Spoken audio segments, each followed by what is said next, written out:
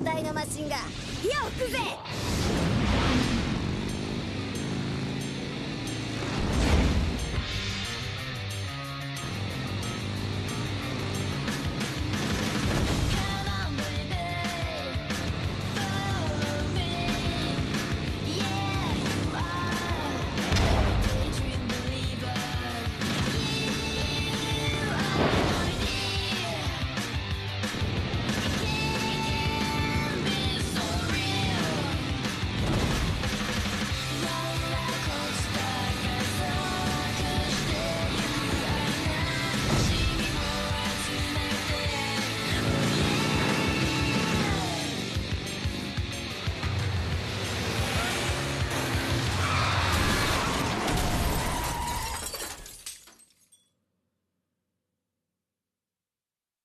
さようならダメ親父。さようならおばあさま。さようなら牛久の大仏様。さようならベイビーザスターズシャインブライトのお洋服。そしてさようならイチゴ。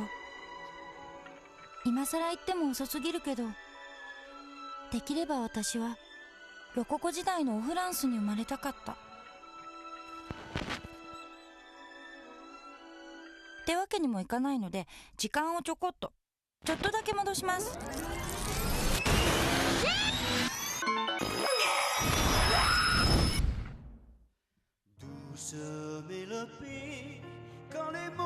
ロココ、それは18世紀後半のフランスを支配した最も優雅で贅沢な時代。超真面目なバロックの後に出現した超軽薄な芸術スタイル。ロココはそのあまりのバカっぽさから歴史の闇に葬り去られ、世界史の授業でもほとんど触れられることもありません。評論家たちはこの時代の芸術を甘ったるくて安易で化粧っぽくて下品、みだらとこき下ろします。だけど人生なんて甘いお菓子と同じ。スイートな夢の世界に溺れる、溺れまくる、それがロココの心なのです。ただ見た目の美しさのためだけに腰をギンギンに締め上げ、そのため呼吸困難を起こす。でもそれが超かわいいとされた時代。なんというアホらしさ。でも気持ちが良ければ OK と朝から晩までおみだら三昧。ちょっと飽きたら大流行の刺繍のお時間。それも飽きたらおみだら再開。やっぱり飽きたら田舎をお散歩。私だってロココに身を捧げた女。フリル全開のお洋服で優雅に田園地帯をお散歩と行きたいけれど、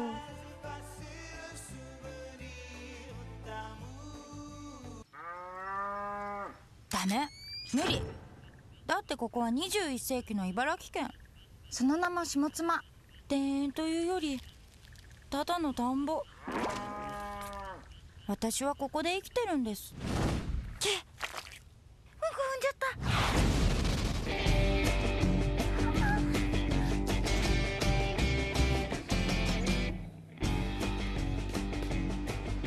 た。私が住む横根という町から下妻駅まで歩いて30分。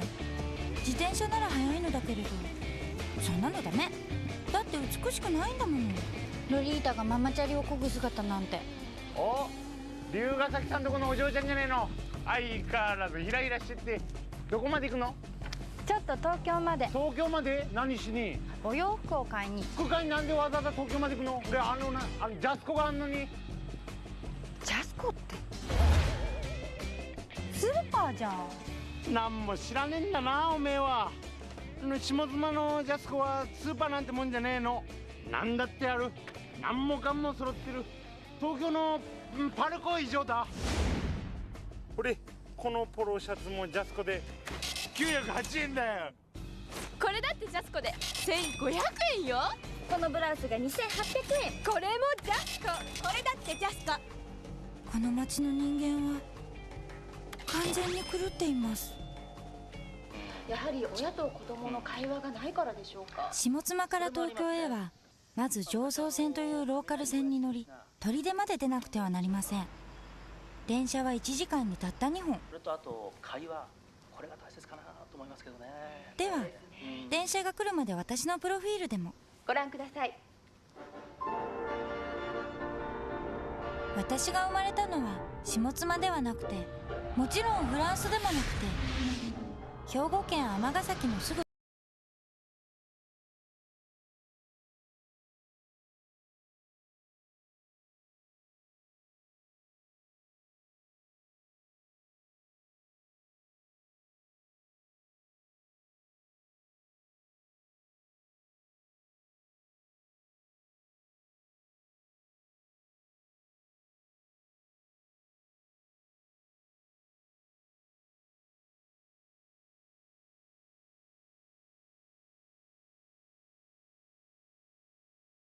そう、ここはジャージ天国。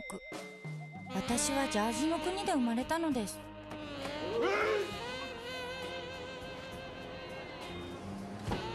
この町でヤンキーからヤクザという、いかにもこの町の人間らしい道を歩んだこの男。この眉毛のない方が若き日の私の父です。なるほど。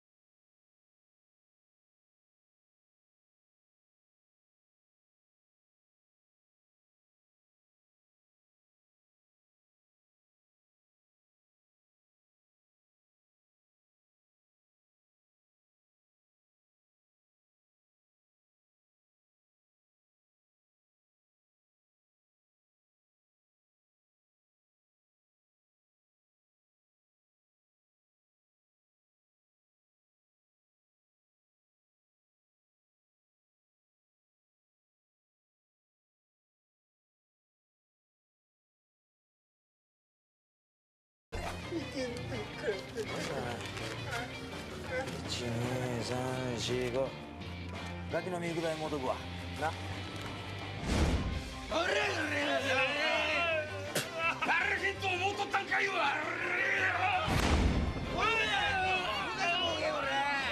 がなくなったらピアノ弾かれようだろ。ピアノがハモンや。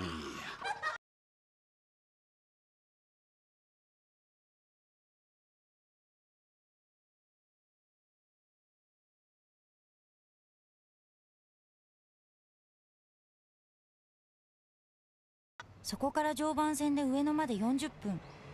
まだまだ東京への道は遠くて。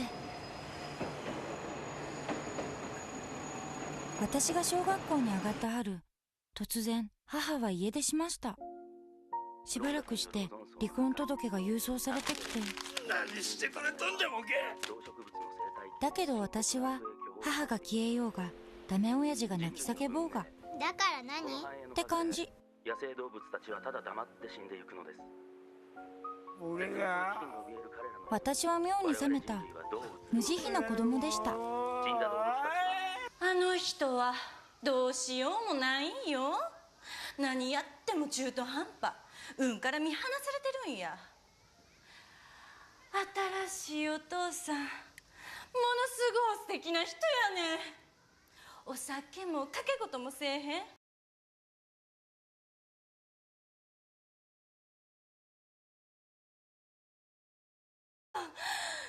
いまだに謎やねんけど。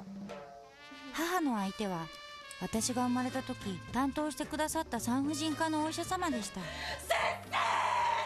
奥さん。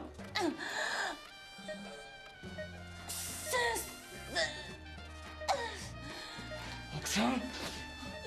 以来2人は不倫という道を走り続けたのです。私はダメ親父と2人で生きていきます。なんで？彼のお父様もお母様もものすごいお前に会いたがってるんよ。急にできた孫の顔はよう見たい、はよう手抱きしめたいって。嘘でしょ？嘘やけど。小一の私がダメ親父との暮らしを選んだのは、お尻破けて見て見て、ちょっと見て。ただ単純にそっちの方がむちゃくちゃで面白そうだったからです。やっぱりこうせんとこか。お前と別れて自分だけええ思いするなんて。人間は大きな幸せを前にすると急に臆病になる。幸せを勝ち取ることは不幸に耐えることより勇気がいるの。お母さんいくつ？33歳。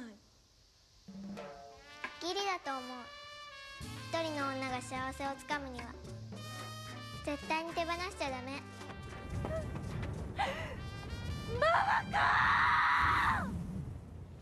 その人に愛されてどんどん綺麗になってください。お金かけてエステにも行って整形とかもして胸も大きくして高野由里エステティックシンデレラコンテストで優勝してください。なんで？面白いから。母と別れどん底まで落ちたダメ親父はそれでもなんとかよみがえり、昔の兄貴分の紹介でブランド品のバッタモンを売りさばく商売を始めました。はい、やってってや、ベルチこれ見て、ベルの有名ブランドのトレーナーがもう2000円や。あとこっちもベルカバン1500円やで。これ見てみ、フランス直輸入やな。フランスって書いてある。ベルサッチがイタリアのメゾンであることも知らぬ父の商売はなぜか大成功。さすが激安王国。その頃私は中学生。手芸部に入ったことから刺繍に目覚めました。調子に乗ったダメ親父はなんと自らベルサッチの新商品を開発し始めました。こんなもの誰が買うんだと思いましたが、さすがヤンキー帝国。その頃私は高校生。ロリータに目覚めました。 USJ ユニバーサル・スタジオ・ジャパンがいよいよオープンです。なんやねんこれ。コラボでんがな、コラボ。ユニバーサル・スタジオとベルスッチは何の関係もないやろ。甘いでんな兄貴、甘すぎる。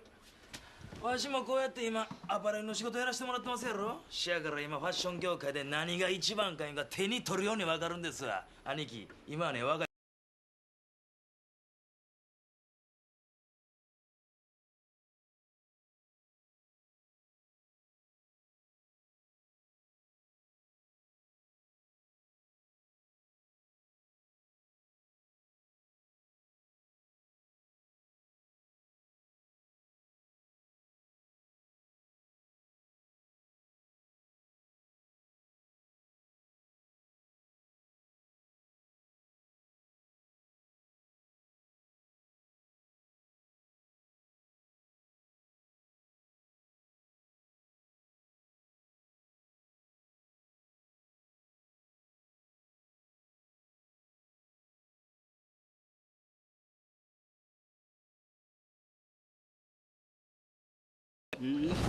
というわけで私はダメ親父の母親、つまり私のおばあ様が住む茨城県の下妻に引っ越してきたのです。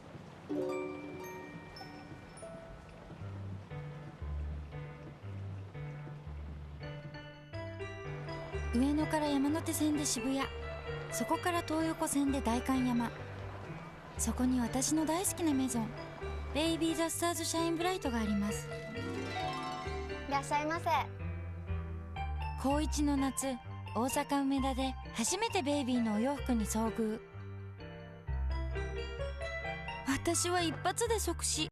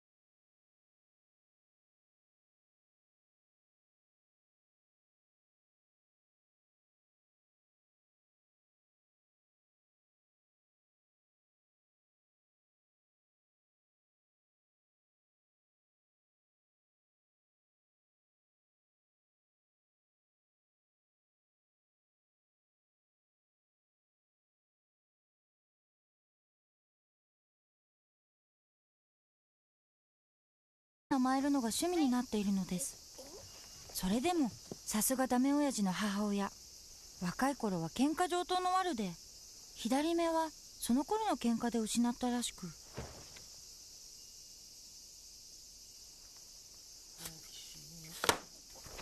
何言われとんじゃボケ、根性高かすよボケ。ダメ親父はなんとか敵屋の仕事にありつき、でそんなことより我が家がこうなった以上、私はお洋服を買うお金を自分で何とかしなければ。ベルサーチのお洋服、激安価格で売ります。未使用の備品オンリー。ただし全てバッタものです。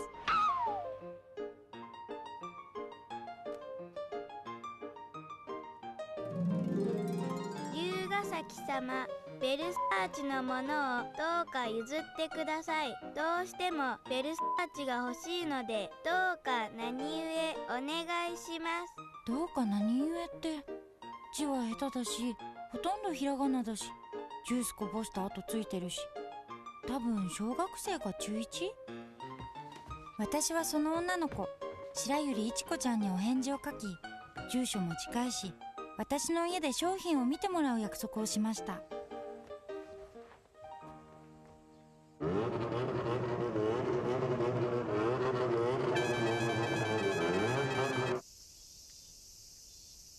100円くれっき。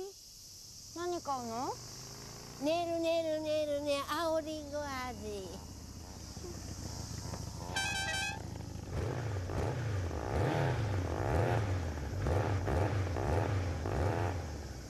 あれやねん。何やるの？一人にしないで。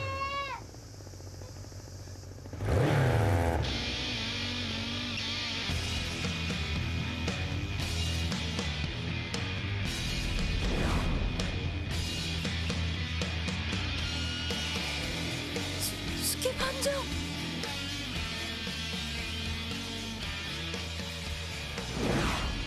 眉毛描いてんじゃん。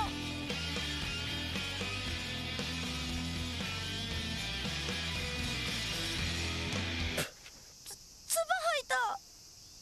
お嬢ちゃん、あたい白百合いちこってもんだけど、桃子さんおられるんですかな？なんか敬語めちゃくちゃ。おい。はい。ならば桃子さんにお引き継ぎいただけますでしょうかね？めちゃくちゃ通り越して時代劇？お嬢ちゃん、桃子さんを。私が桃子です。かすんなこら！おめえみてえな十分がなんでベルサーチ売るほど持ってんだよ！さっさと桃子出せこら！またつば吐いた。すっげえ！これ全部ベルサーチかよ！はい、バッタもんですけど。じゃあおめえ本当に？はい、龍ヶ崎桃子です。厨房ではなく高2です。やっべえよ、あたいつダメじゃねえか。んなひらひらのアホみたいな格好してるからてっきり。いやまあ人を見かけで判断するのはよくないわな。そんなことないですよ。人は見かけだもの。殺される？私殺される？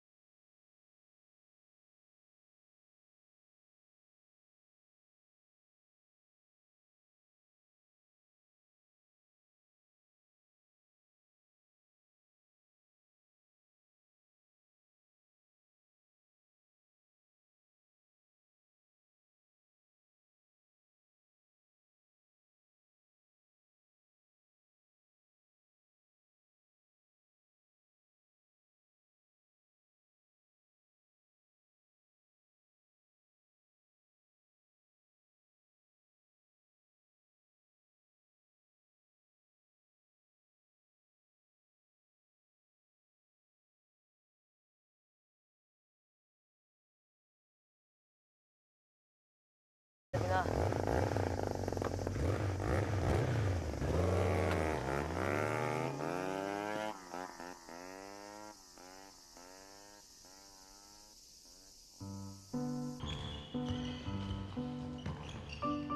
私は握力も腕力もないし、走るのは遅いし泳げません。でも女の子はか弱ければか弱いほど価値がある。これがロココの美学。守られるより守る方が性に合っているような強い女性なんて最低。酸いも甘いも噛み分けた経験豊富なレディなんて最悪。酸っぱいものは食べたくないの。甘いものだけでお腹をいっぱいにしていたいの。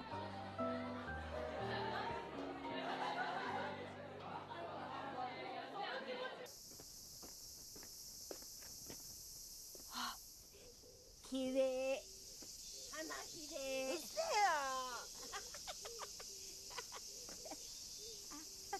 きれい。あそりゃサンダーシート。あたいのは特別気合い入れて120センチなんだ。特注で10万以上すんだけど、中古のパーツ譲ってもらってつけたから安くカスタムできたんだ。バイク好きか？別に。あたい土浦のモータースでバイトさせてもらって。バイク好きなんだ。好きってか、もう一人の自分って感じ。でも原付なんだ。いいだろ別に。もしかして自動二輪の免許取りたかったけど試験に落ちたとか？悪いかそれが。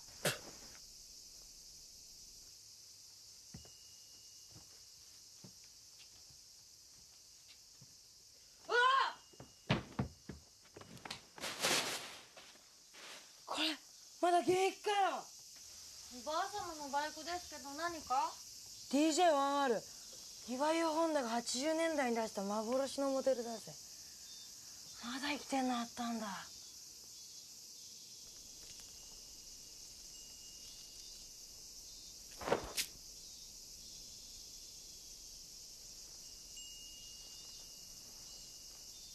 一人がさ友達だって思ってもね、相手が思ってなかったら俺友達じゃないと思う。なんで分かってくれないんだよ。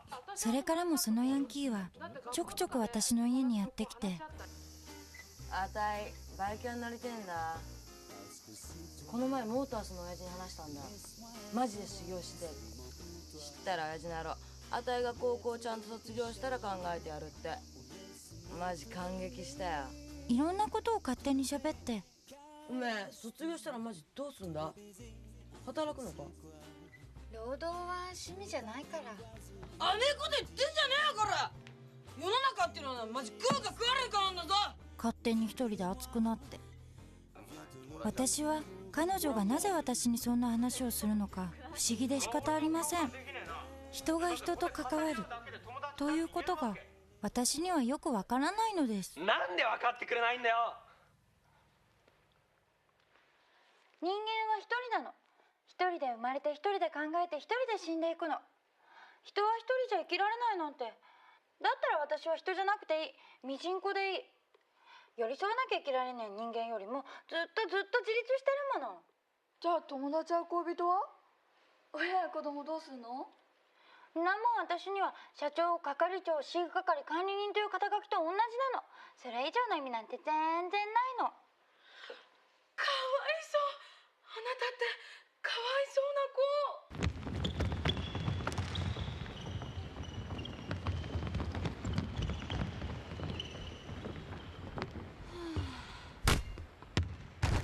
誰にも縛られたくないと逃げ込んだこの夜に自由になれた気がした15の夜。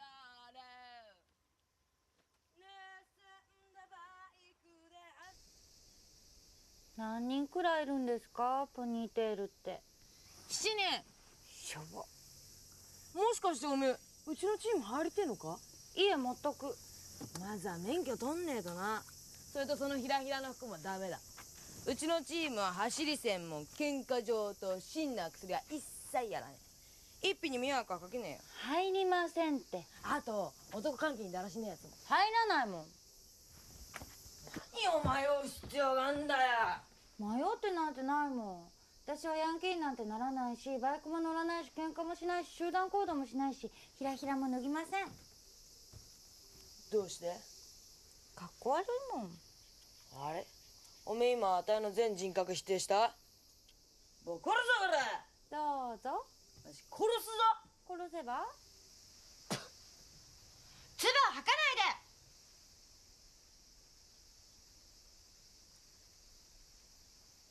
おめえひらひらのくせに根性座ってんじ殺さないの？ゃん。ああ、おめえには借りがある。カリカリってバカみたい。なんだとこれ。自分が一番大事なものは絶対貸しちゃいけないの。貸してもいいのはどうでもいいものだけ。だから私は借りたものを返さない主義。その代わり貸すときは戻ってこなくてもいいって思うの。おめえ性格悪いな。ねじ曲がってます。ダチねえだろ。はい。寂しくねえのか。まったく。変わってんなおめえ。おめえがどうしてもってんならあたいのダチとして認めてやってもいいぜ。いいです別に。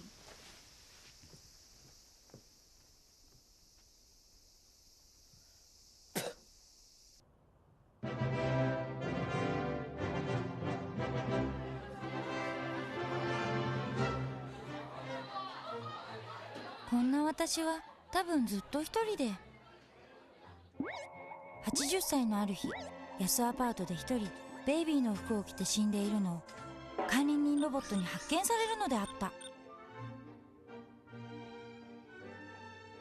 そんな一生だなと思っていたのですが、何が貴族の森だよ。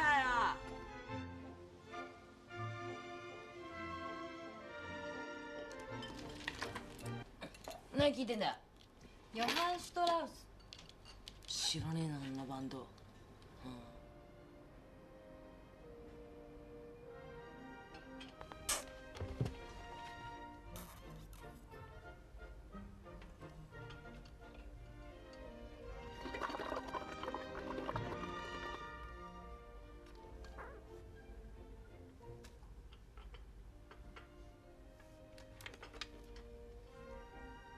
やめてください。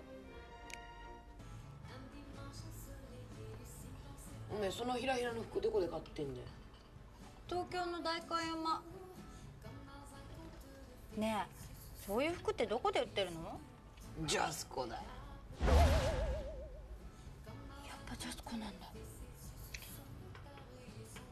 そっか。おめえ代官山に詳しいのか。代官山にあるエンマって刺繍屋知らねえか。刺繍入れてんだよ、特攻服に。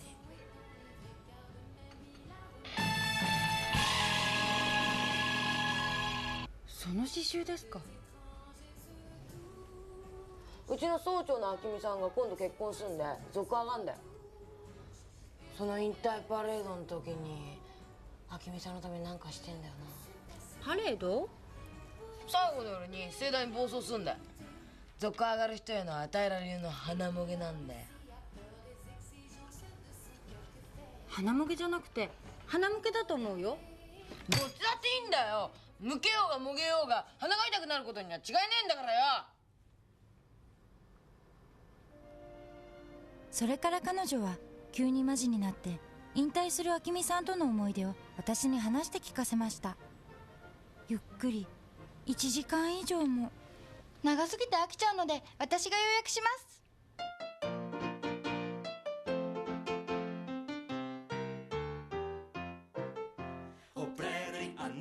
いちこは高校デビューでした。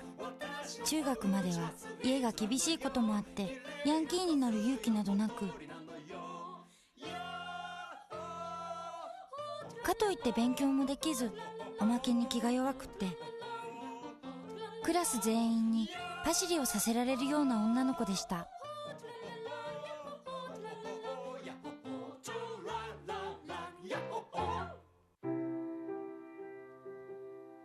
そんな自分が情けなくて苦しくて、盗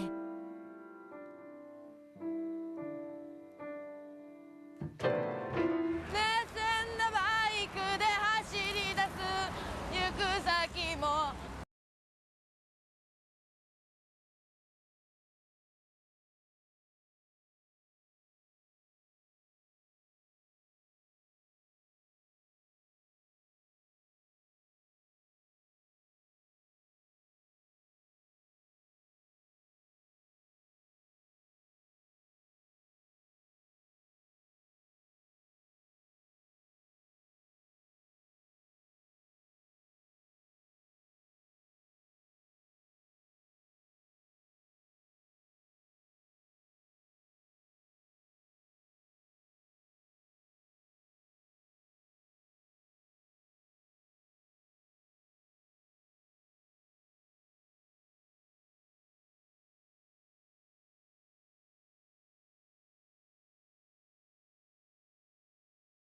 流しちゃいけねえんだ。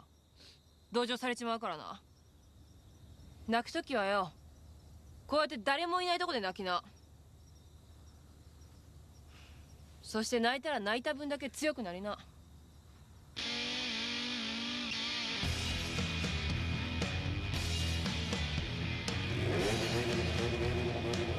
その時いちこは決心したそうです。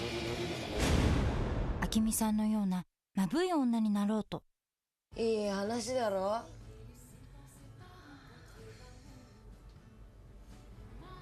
で、代官山の刺繍屋さんの話は？あ、そうそう、つまりよ、お世話になった明美さんのためにあたいの特攻服の前の部分に塩ビシッと入れてもらいてんだよ。どんな？明美さんありがとう。まんまじゃないですか。ダサ。だどうてめえ。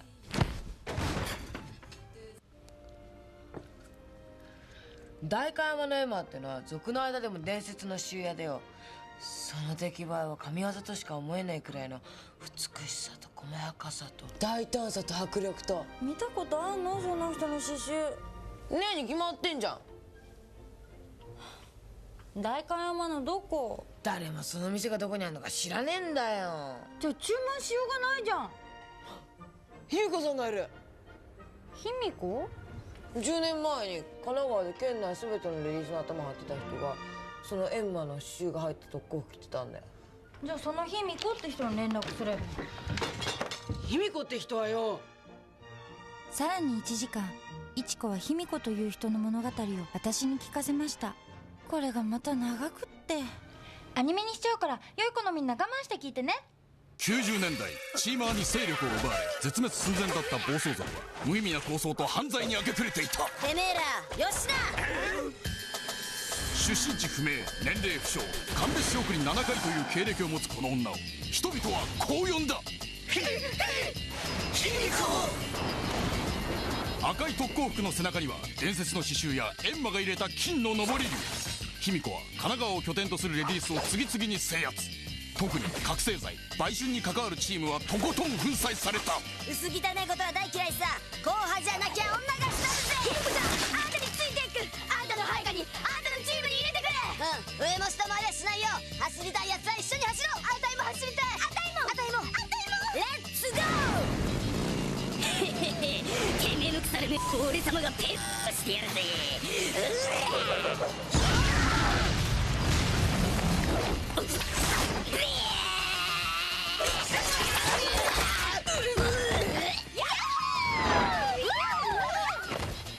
あたいたちは暴力団に無理やり売春やドラッグをやらされてんだ。お願い助けてあたいたちを。次の日卑弥呼はたった一人で暴力団の事務所に乗り込んだ。卑弥呼は木刀一本で暴力団を壊滅させた。重傷者20名以上だが、その事件以来彼女は忽然と姿を消した。卑弥呼のその後の消息を知る者は誰もいない。って連絡取れないじゃん。ああ、帰ります。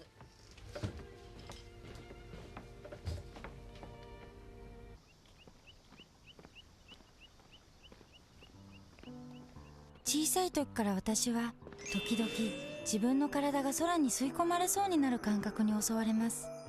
高く高くどこまでも登って、家や学校や駅もどんどん小さくなって、ああこのままどこか違う世界へ。あ、下品なヤンキーが見えます。いちこです。いちこが私に向かって何か叫んでいます。いちこさん、これ以上私に構わないで。私はこれからあなたの知らないもっと別の美しい世界へ旅立って。聞いてんのかよおめえ。はい、問題は金だよ。相手は伝説の父親だぜ。仕事頼むんなら5万、いや10万。まだその話題ですか。バイト料じゃ足んねえし、親にも借りれねえしな。ひどく貧乏なのうち。嫌なんだよすねかじりみてえでよ。じゃあ汗水垂らしてソープで働いて。それしかねえ。働くのソープで。パチンコ、ここは一発勝負に出るしかねえ。行こうぜ桃子。桃子、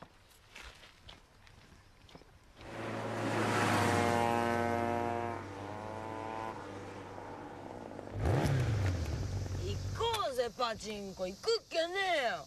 なんで私が行くの？どっちだろうがよ。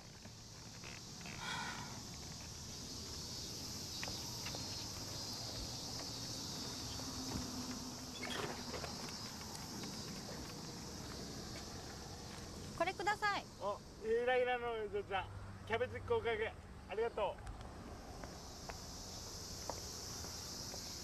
今日からこれがあなたのダチです。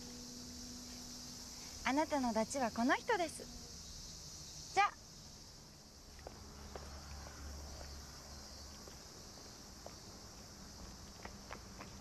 さようならいちこ、さようなら伝説バカと安心したのもつかの間。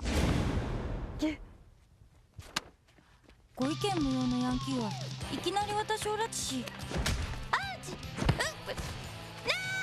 有無を言わせず地獄の道に引きずり込んだのです。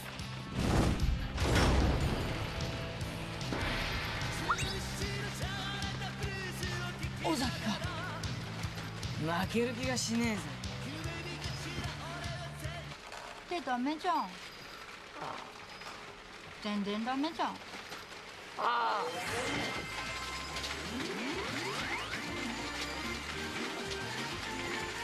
もうか。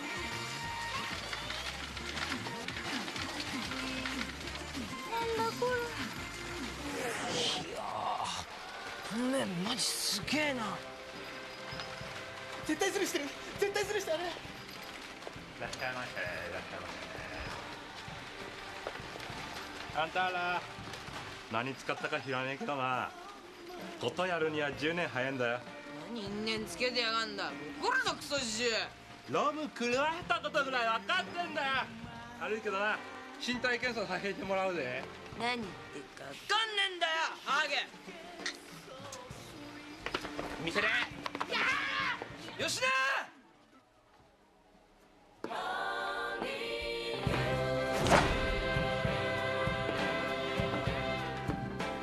下がって。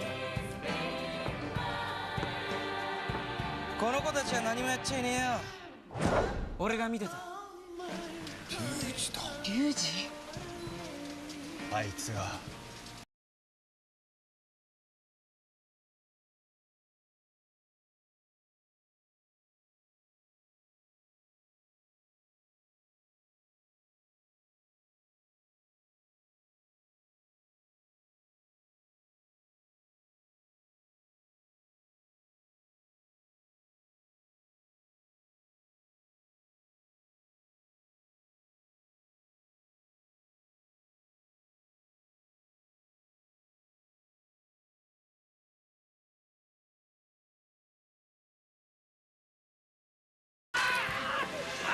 潰すぞこれ俺よ。はあ、ぐじぐじ言ってねえでさっさと弾数えてやれ。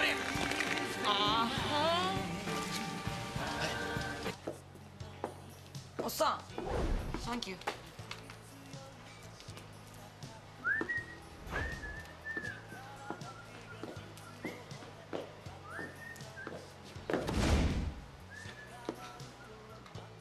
何気に尾崎っぽいよな。どこが？どのあたりが？ 7万？どうしろってかふざけんじゃねえよ。これ半分ずつにしましょう。なんで？だってんなの受け取れねえや。どうして？主義だよ主義。じゃあ貸してあげます。35,000円貸してあげる。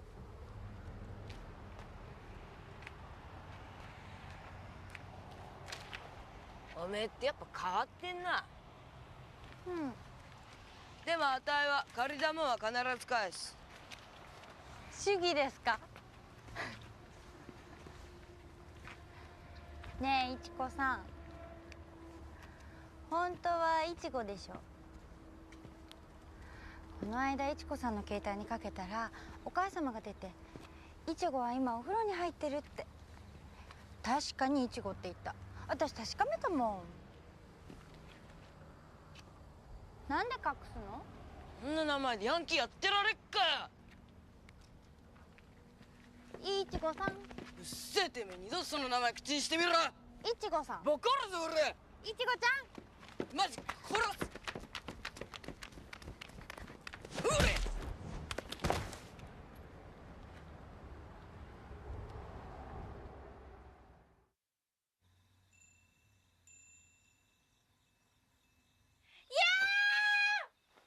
大型ネズミにでもかじられたんだっぺ。おばあ様、お出かけ？出かけない。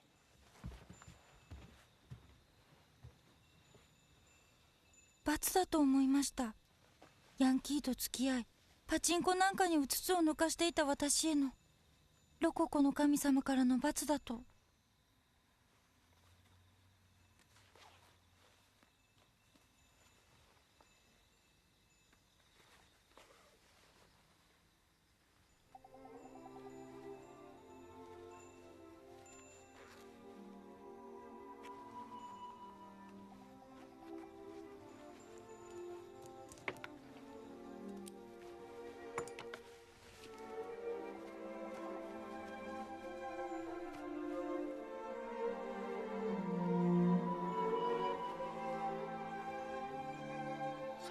したもんだね。おばあ様。父ちゃんに似なくて本当によかった。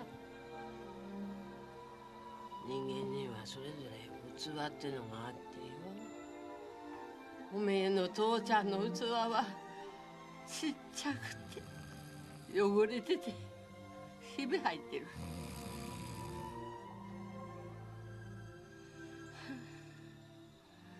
でもおめえのは違う。俺は大きくねえかもしれねえけどきれいないい器を持ってる。おめえの道を行け。他の誰とも違う。おめえじゃなきゃダメだって場所がきっと見つかるからよ。ね。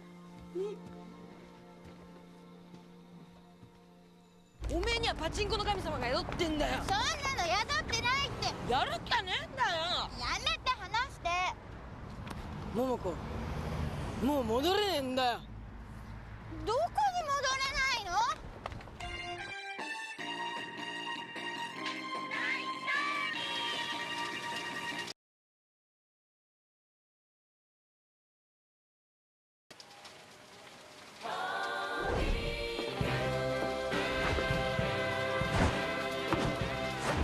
やってるな。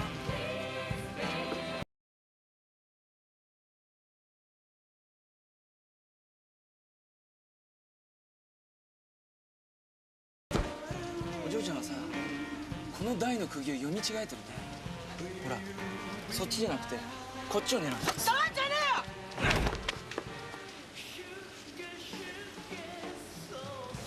えよ。狙いどころはここだよ。これでいいのだ。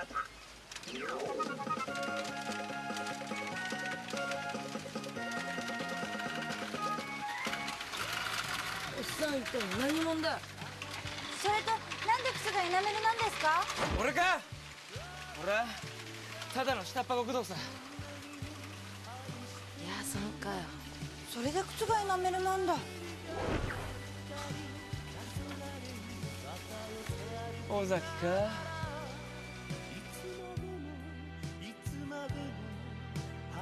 全身ギャグ漫画みたいなこの男が誰かのハートを射止めることもあって、人類って不思議。ねえ、イチゴって男性恐怖症？寝ぼけたこと言ってんじゃねえよ。男の子と付き合ったことないとか。うっせえよ。キスもしたことないとか。マジ殺すぞ。でもそんなあなた恋をしちゃったでしょ。白いエナメル、青いスカジャンの一角獣に。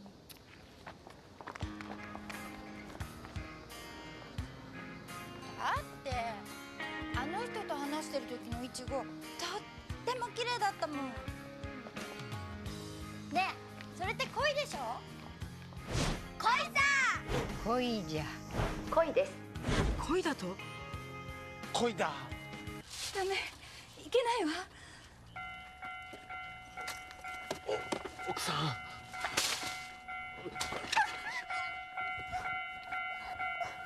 恋なんだい。そんなこんなで私は久々に代官山へ出かけることにしました。マジで伝説の刺繍屋を探し出すというイチゴを連れて。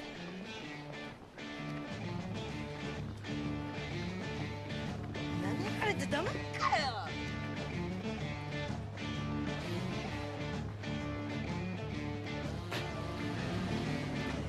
ねえ、その文字ってもしかして。これか？ご意見無用。やっぱり。漢字間違ってるよ。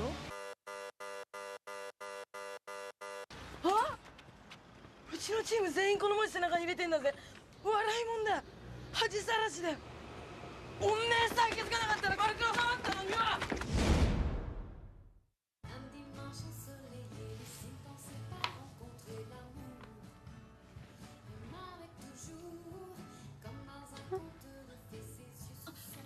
このボンネットってうちの。あ、これ縁に虫食いみたいな穴が開いちゃって、でもどうしてもかぶりたかったから勝手に。いや、びっくりしちゃったんです。とっても素敵にリメイクされてて。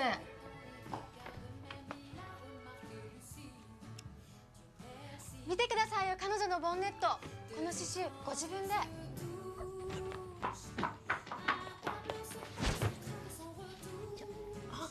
お客様に失礼ですよ、社長。ごめん。あなたは。社長。龍ヶ崎様です。ずっとうちのお得意様の。あなたが龍ヶ崎さん？社長。あなた様がもしかベイビーの社長でデザイナーであらせられる磯部です。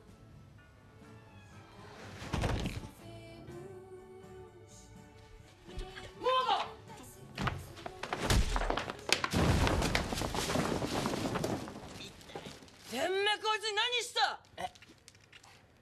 僕？どうかんなおら！こいつはおめえの目見て急に倒れたんだ。お前何した？目から何出した？やめて、イチゴ。桃子。違うの、私が勝手に。だから暴れないで。桃子！すいませんでした、ごめんなさい。本当に全然平気だからね。あ、ちょっとこっち見て。素晴らしい。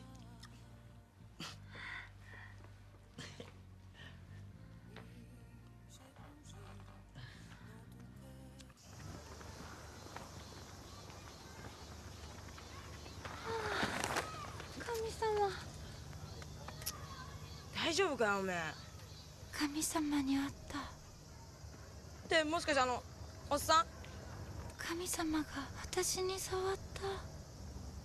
あれがおめえの神様なのかよ。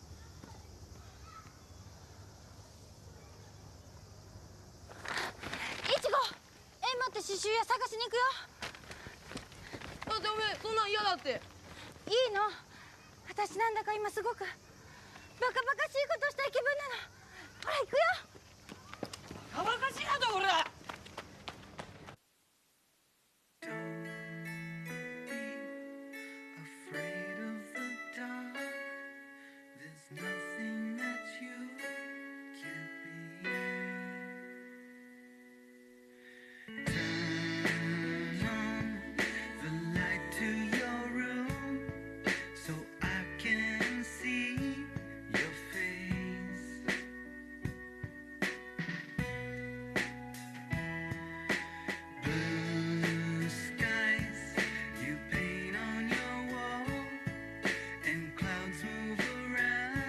お洋服はさ、私の先生。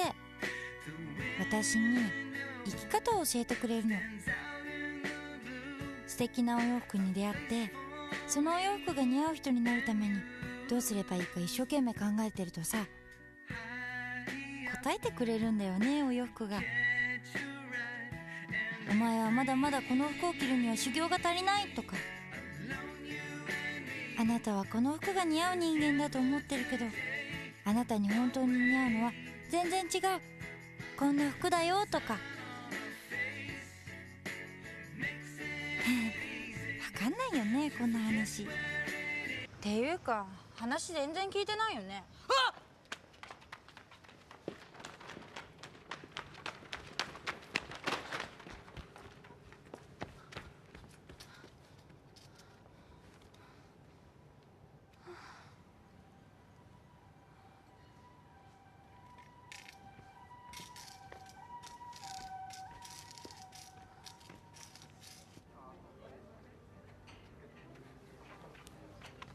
いや、すっげえ。どうしたのって見たぜ、伝説の刺繍屋さん。水野晴夫。水野晴夫目撃したぜ。水野晴夫だぜ。で今まで何してたの？だから水野晴夫見てたんだよ。水野晴夫は何してたの？コンビニでのり弁とウーロン茶買いやがってよ。いらっしゃいませ。のり弁レンジでチンしてもらいやがってよ。ああ、お願いします。はい。それずっと見てたの？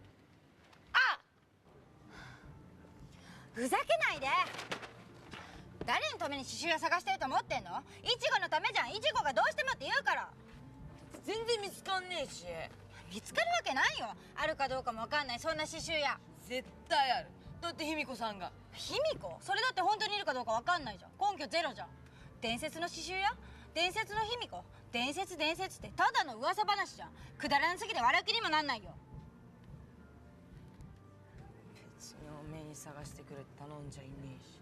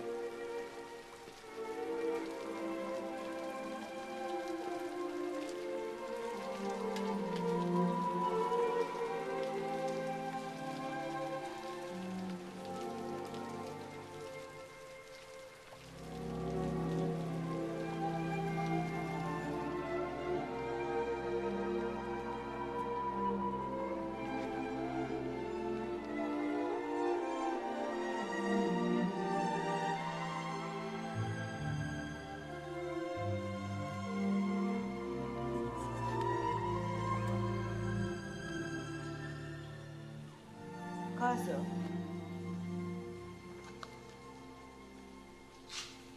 やっぱおめえの言う通りかもな。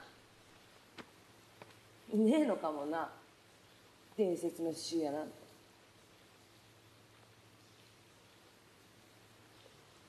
諦める。だから金はもういらねえよ。明美さんの引退パレードは？まあしょうがね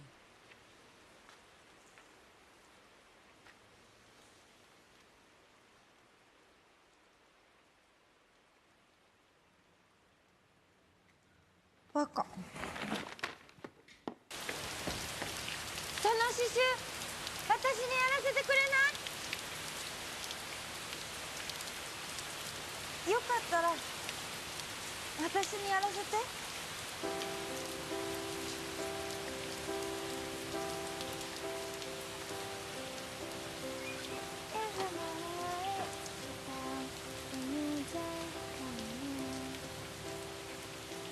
頼む。いいの？やっても。字の大きさとか書体とか。特攻服預けるってことは命預けるってことだよ。全部何もかもお前に任せる。いいの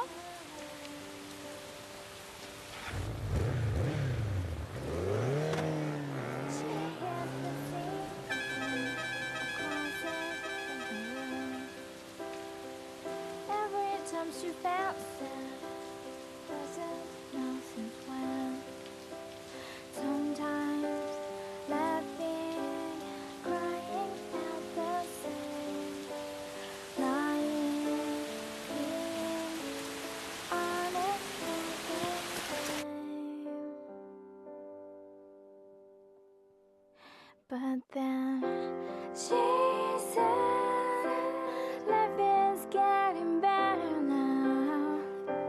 Just said, life is getting better now. あきみさんありがとう。こんなしダセえの分かってる。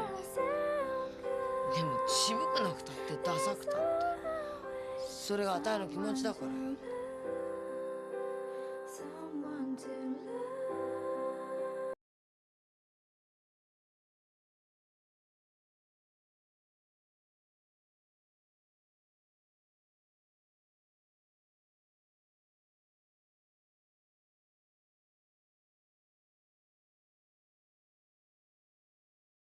食事も眠ることも学校に行くのも忘れて、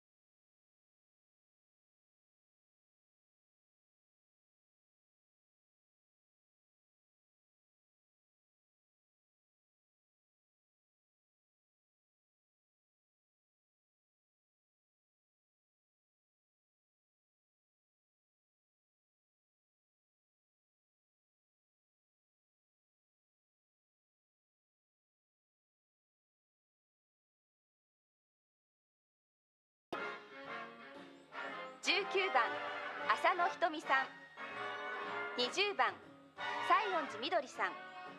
西園寺さんは43歳とは思えない見事なプロポーションでの出場です。私はその後死んだように眠り続け、だから母が本当に高野由里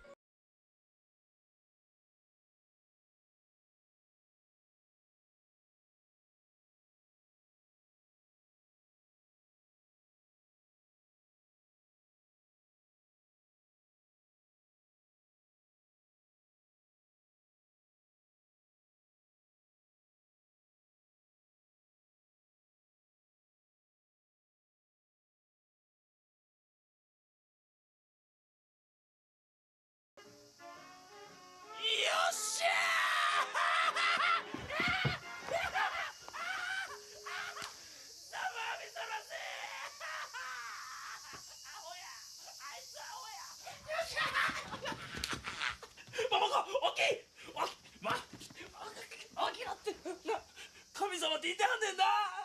ちゃんと空から見てて、悪いことした人間にはきっちり罰与えてくれやんねん。もう諦めたらあかん。何が？真面目に生きてたらきっとええことあるからな、桃子。やったね、邪魔を見そらして。うわ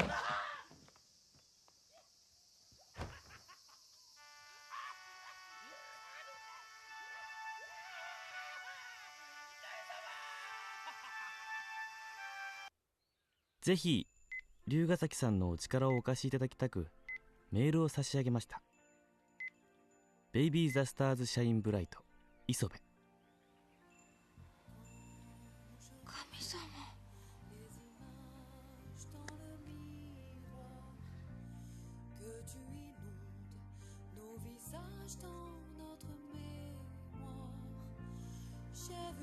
サンプルが上がってきたんですが、肝心のバラのレースがどこにも入っていない。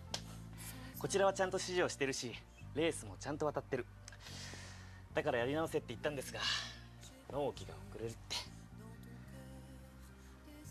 かわいい。かわいいんです。だけどこれじゃただのちょっとおしゃれなネグリジェじゃねえかよ。ダメなの、ここにバラがないとダメなの。でほら、あなたのボンネットの刺繍のことを思い出して、このサンプルにあなたの手でバラの刺繍を入れてもらいたいんです。無理です、全然無理です。そんなとても私は。君じゃなきゃダメなんです。あ、いや、そう思うんです。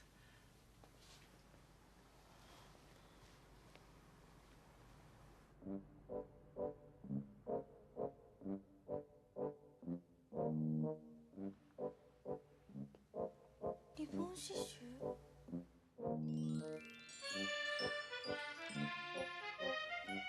リボンを刺繍糸にしてバラの形を作っちゃうんです。立体感は普通のバラのレースよりもっと出ると思います。フ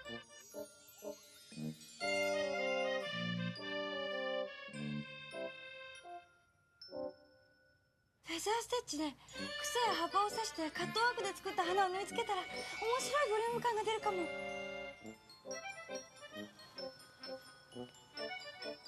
カントリーテイストでもう少し温かみを出すから。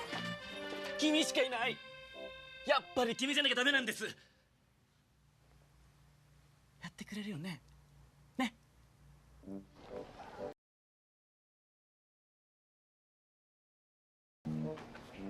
私じゃなきゃダメ？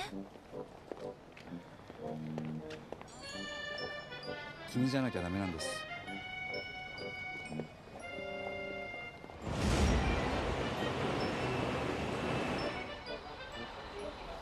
君じゃなきゃダメなんです。君じゃなきゃダメなんです。私じゃなきゃ。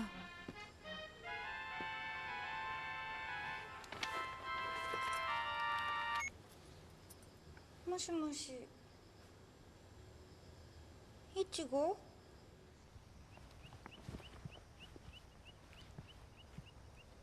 どうだったパレード？あきみさん喜んでくれた？あたいの刺繍じっと見てさ、あん時道端に泣いた厨房が立派になりやがってって思いっきり抱きしめてくれてたまんなかったよ。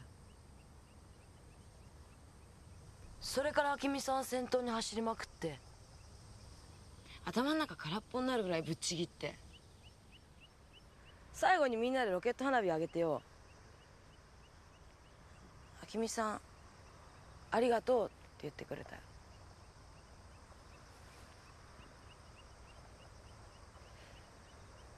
したら男が出てきやがってよ。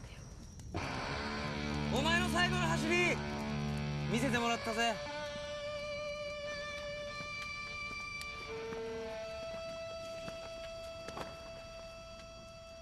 これからはさ、この人と2人で走ってくよ。告るとさ、実はできちまったんだ、ガキが。かっこ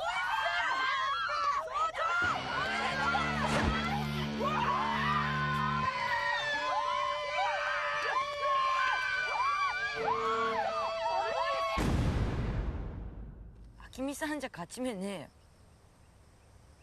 明美さんを裏切るようなこと。裏切っちゃえば？人のものでも好きなら取っちゃえばいいの。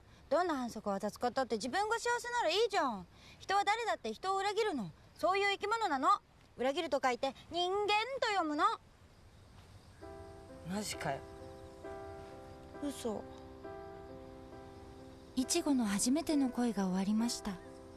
相手にたった一度の告白もせず、叫び出したいくらいの思いを自分の胸の中だけに封印して、アホみたいですがそれがいちごなんです。なあ桃子、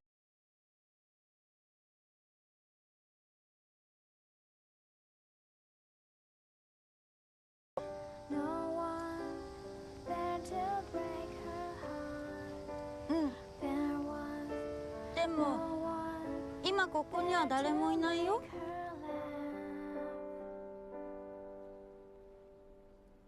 And she said life is getting better now. Just said life is getting better now. Tell herself 'cause there's always someone to lose, someone to lose. よし、決めた。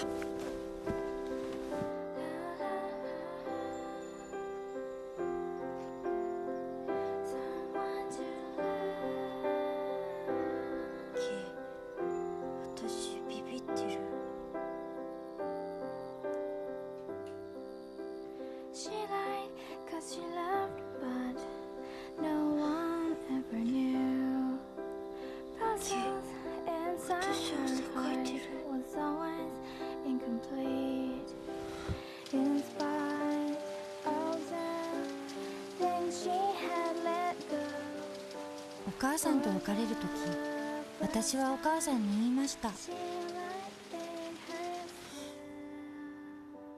間は幸せを前にすると急に臆病になる。幸せを勝ち取ることは不幸に耐えることより勇気がいるの。あなたいくつ？17歳。最悪。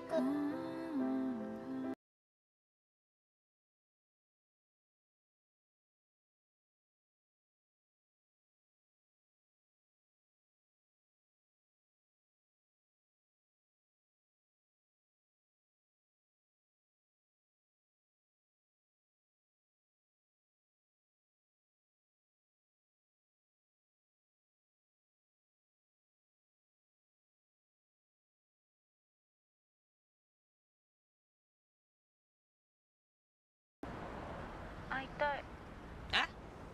お前今なんて？会いたいよ、いちご。今どこ？どこだろう。わかんない。行くぜ。どこでも行ってやるぜ。初めてだな、おめえから会いてえなんてよ。すっげえじゃねえかよ。何ぐじぐじ悩んでんだよ。ビシッと決めてギャフンって言わせてやれよ。なめられてたまっかよ。別にギャフンって言わせたいわけじゃなくて。なんなんだよ。私はただベイビーのお洋服を着るのが幸せなだけで、作るのは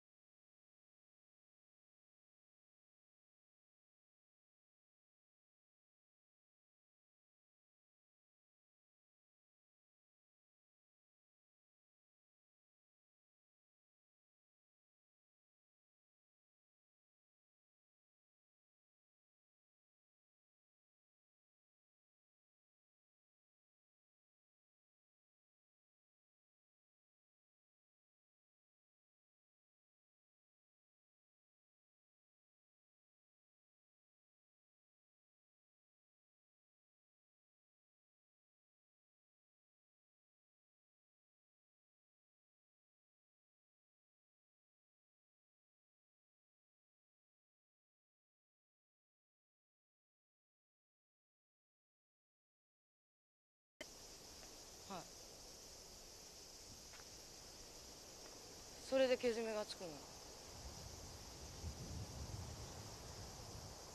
牛久大仏の裏の墓地に、はい、明日の2時で。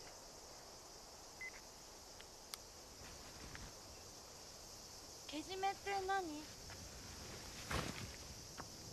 なんでもねえよ。あたいポニーテール抜けるかも。なんで？7人で自由に走ってた頃があたいは好きだった。チーム抜けてどうすんの？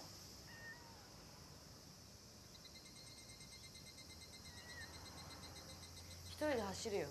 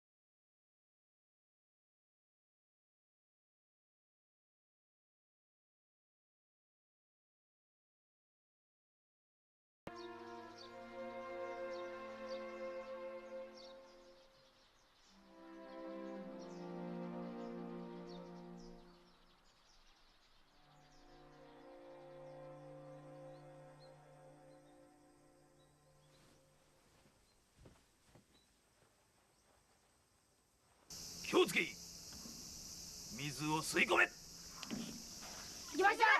よし、ゴムを配るぞ。はい。ありがとうございます。よし。ありがとうございます。ありがとうございます。ねえ、差し込め。聞きたいことがあるんだけど。誰がリッキーマーチンやねん。あちちか。わしが帰ってくるまでじっとしけ。なんや。暴走族がけじめをつけるってどういうことするわけ？けじめな。懐かしいな。基本的にあれやな、一般的なやつはこの集団リンチやな。こう手くくってな、両手くくってこうチェーンで巻いて、その先こうバイクのケツつけてな、ブワー飛ばされるわけ。ぐわーと怖いぞ。あとな、簡単なやつあれちゃうか。根性焼きやな。タバコ10や。なんか丸くツルツルなるわ。あと痛いんやったらな、これ手でお前鼻鉛筆だ。鉛筆鼻に入れられてこうなガーッいかれんねん。ここグーンなって女やったらちゃうか。カミソリで顔ズタズタとかな。いやお嫁に行けませんだって思い出すな。若さってええの。ダメって。約束は今日のはずでは。分かってます。すいません。僕は仕事としてこの刺繍をあなたにお願いした。どうしても友達に会いに行かなきゃならないんです。それはこの仕事よりも大事な友達ですか？あの時僕を突き飛ばしたあの子。はい。あなたは洋服作りが好きですか？多分。いえ、好きです。僕もそうです。この仕事を始めてから洋服作りが僕の全てでした。この仕事に僕の情熱の全てを注いできた。仕事に比べれば友達なんて何の価値もない。友との約束も仕事のためなら平気で破った。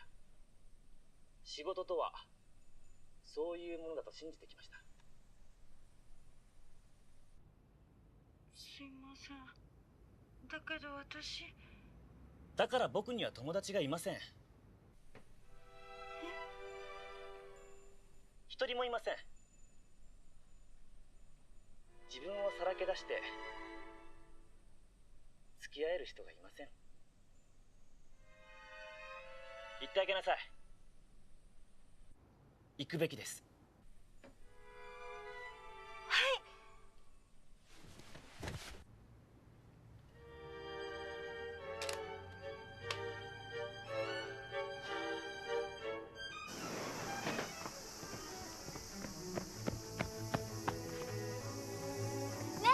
牛久大仏ってどうやって行ったらいい？はい、日給4号線から125に出て霞ヶ浦、土浦区へて網坂下を右に曲がったバカでかい大仏さんが画面からよ。おばあ様。事情は知らねえけど、あの子は大変なんだろ。ありがとう。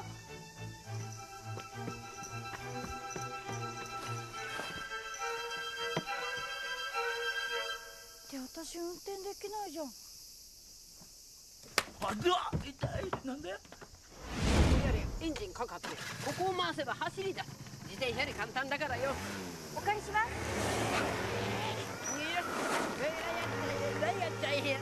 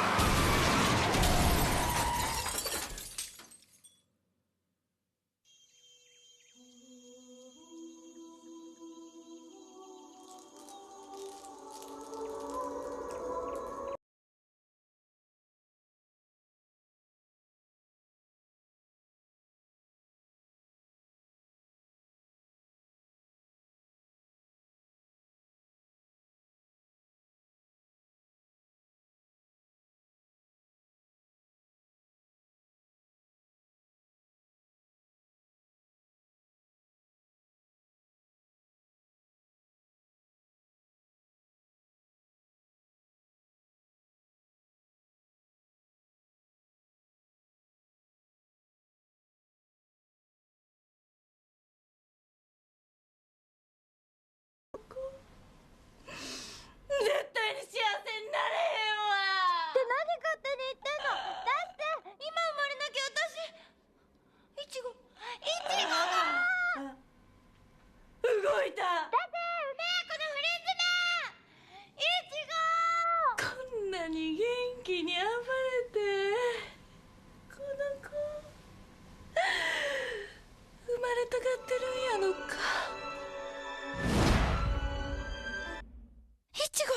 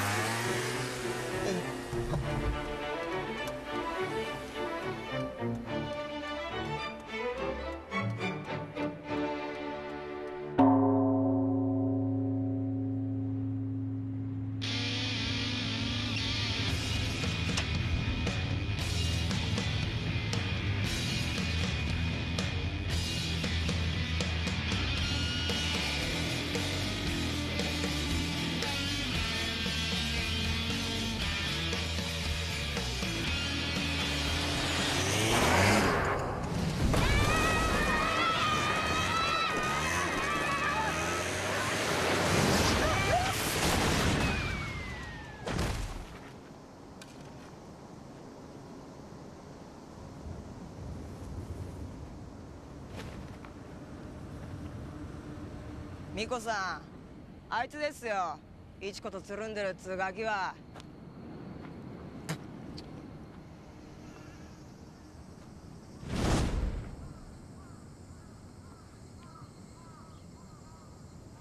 ミコさん、なんでポニーテールこんな風になっちゃったんすか？なんで土浦と合併したり小さなチーム潰して配下に入れなきゃいけねえんすか？チームでかくして規律規律って時代は変わるんだよ。小さくつるんで走ってた頃とはね、もう後戻りはできない。茨城統一！これはあたいの意思じゃない。卑弥呼さん直々の勅令なんだよ。卑弥呼？ああ、卑弥呼さんがあたいと土浦の頭呼んで茨城のレディースを統一しろって。それじゃああんたただの卑弥呼の操り人形じゃねえかよ。誰に向かって口聞いてんだよ。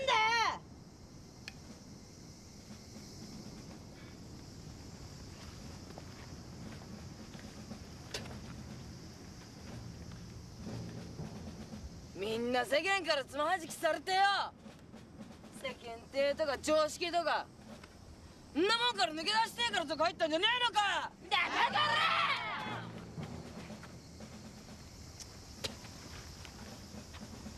それが今じゃ。上がこう決めたらこうしなさい。ルールだから守りなさいって。あたいたちが嫌で逃げ出してきた世間と変わんねえじゃねえかよ。組織がでかくならしょうがねえだろうなよ。ちった大人になれバカ。自分捨てなきゃ大人になれねえんだったらあたいはガキのまんまでいいっすよ。仲間を裏切った。そこのキラキラのダチとこれからもつるんだこっつうのかお前。ダチなんかじゃねえよ。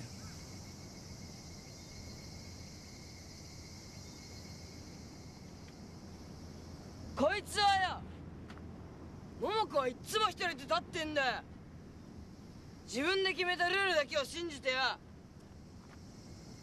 群れなきゃ走れねえあんたらとは格が違うんだボケ。抜けんだねチームは。抜けさせてもらうよ。あたいも一人になる。あいつみたいに。抜けんならマジでけじめつけてもらうよ。けじめって捨てんだ。なんだこの野郎。美子さん、素手頃で怠慢ありますか？この巫女に勝てると思ってんのかこれ。悪いけど負ける気がしねえぜ。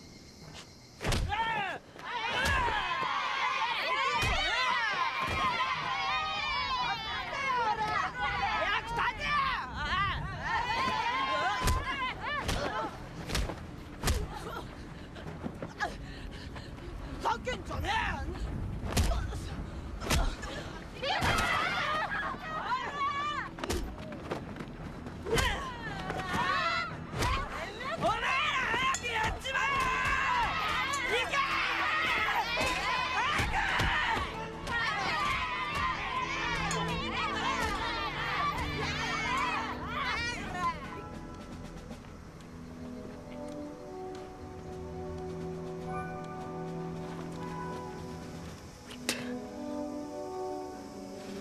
何でもありならこっちだって覚悟あんだ。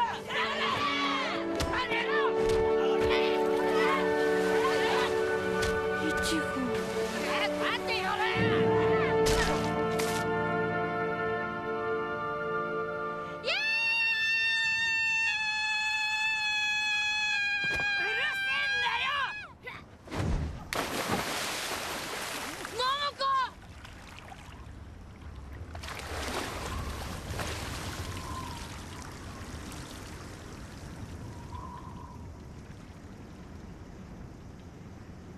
我1ビットったらほんまいて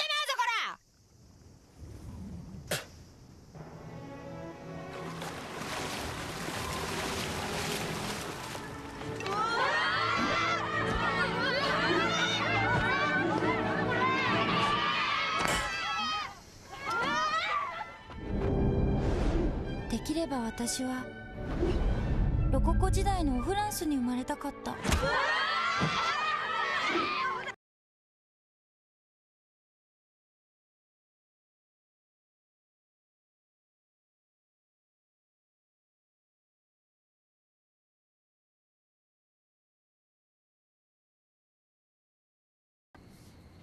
どこの偽卑弥呼は知らねえが、本物の卑弥呼はおめえらみたいなカスにそんな命令下すはずがねえよ。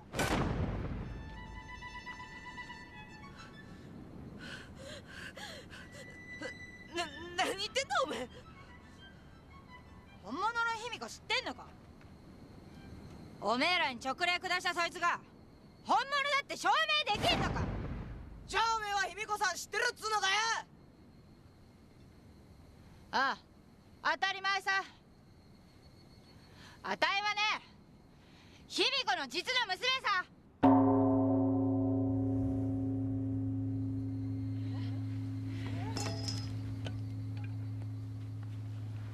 いいかよく聞きな。なんで卑弥呼は忽然と行方をくらましたのか。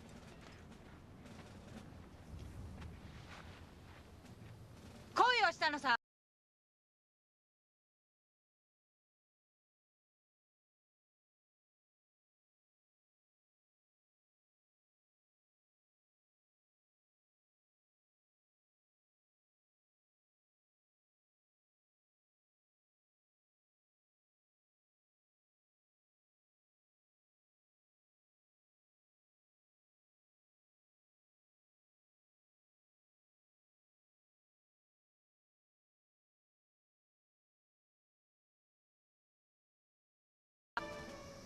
あたいは親父の一番ですさ。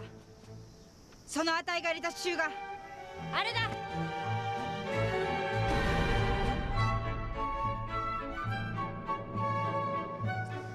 あれが伝説の職人の仕事だ。おめえらの腐れ刺繍と比べればその差がねわかるだろうか。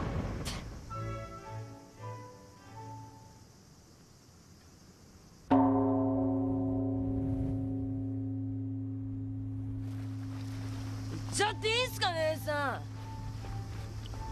ん。んな大事なこと。ああ、こんな舐めた真似されたんじゃ黙ってるわけにいかねえよ。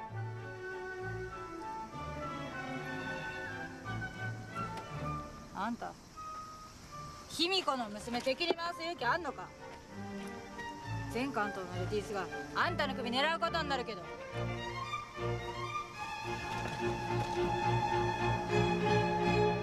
金輪際あたいの大切な太刀に手出さねえって誓うんなら、茨城の一つは二つあんたにあげたって構わねえんだよ。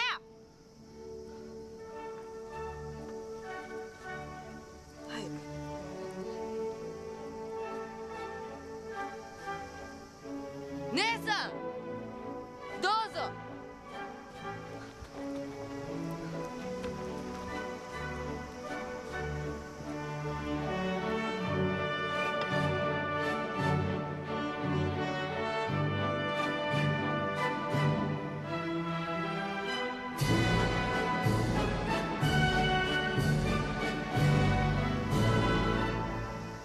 今回は誰の勝ちってことで。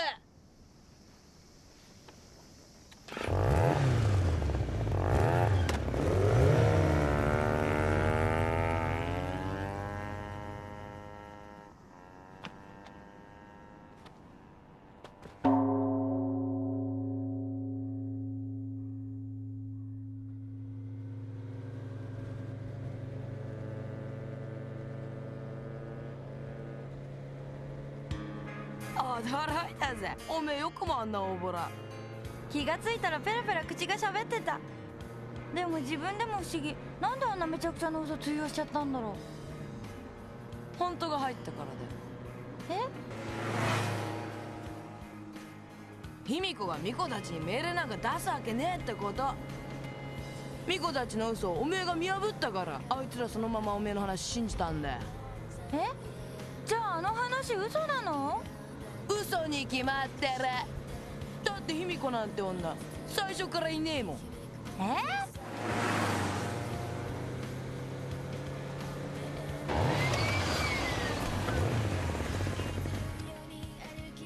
卑弥呼ってのはあたいが中盆の時に作り上げた架空の人物だよ。は？俗に憧れて勝手な想像で卑弥呼の式っての書いて、それをバイク雑誌に送っちまったんだよ。それがバシッと乗っちまってよ。したら口コミで伝説になるほど一人歩きしちまってよ。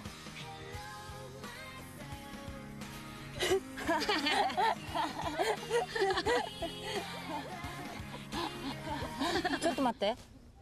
じゃあなんで卑弥呼が閻魔の刺繍の特攻服着てたなんて話私にしたの？だっておめえが閻魔なんて存在しねえみたいに言うからついムキになって。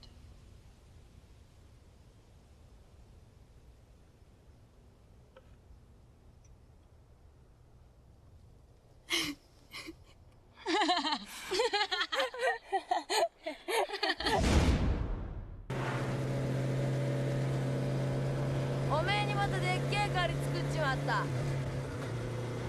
返さなくていいよ。あ、返さねえよ。っていうか返せねえよ。返せるわけねえよ。でっかすぎてよ。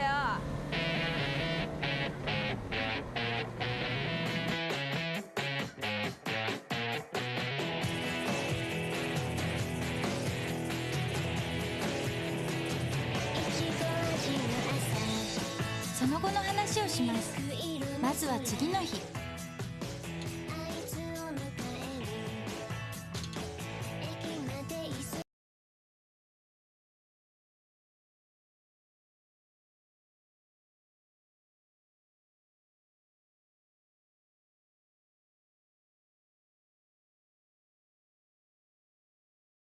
ベイビーに就職すればとまでおっしゃってくれるのですが、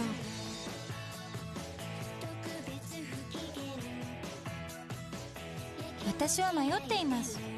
ベイビーのお洋服を作るよりも大好きなベイビーのお洋服の一ファンで居続けたい。だってそっちの方が全然贅沢な生き方じゃんなどと思ってしまうのです。つまり私はまだまだ子供でロリータ街道爆走中なのです。イチゴはベイビーのポスター撮りの現場で変態チックなカメラマンになぜか異常に気に入られ、なんとモデルデビューを果たしました。その姿からは撮影でカメラが2台壊され、カメラマンを含む5人の大人が顔に青タンを作ったことなど想像もできませ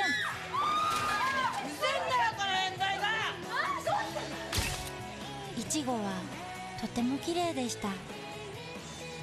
ポスターは話題になり、イチゴにはモデルの仕事の依頼も来るようになりましたが、本人は全くその気がないようで、土浦のモーターズで油だらけでバイトしています。そして今でも下妻の街を暴走しまくっているのです。たった一人で。